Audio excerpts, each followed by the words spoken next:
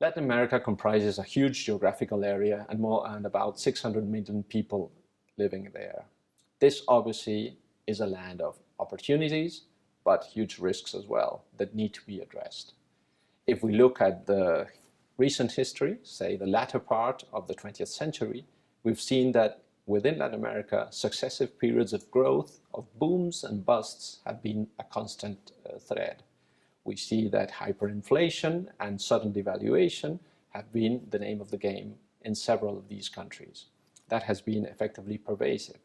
However, of late, we would argue that in the last decade, due to the surge in commodity prices and the huge foreign direct investment flows that have come into these countries, basically this has meant that the economic situation has grown sustainably. So obviously conducting business in this context has changed. And so understanding deeply what the implications of doing business in Latin America are results paramount, both for companies coming from abroad as well as for regional companies that want to move from one country to the next. Because more commonalities than differences are assumed, and even though we share a common language, except for Brazil, the differences between each of these countries are quite significant. LATAM Strategic Outlook is a program designed by EM Business School in Montevideo, Uruguay, where we aim to target all the implications of conducting business in Latin America. Essentially, we will be covering different aspects of doing business in Latin America related to the economic conditions and understanding what the underpinnings behind these cycles of booms and busts have on conducting business here. The financial implications of all the risks and obviously opportunities that are behind doing business here, obviously in a context where institutional voids are many times the name of the game in most of these countries and economies.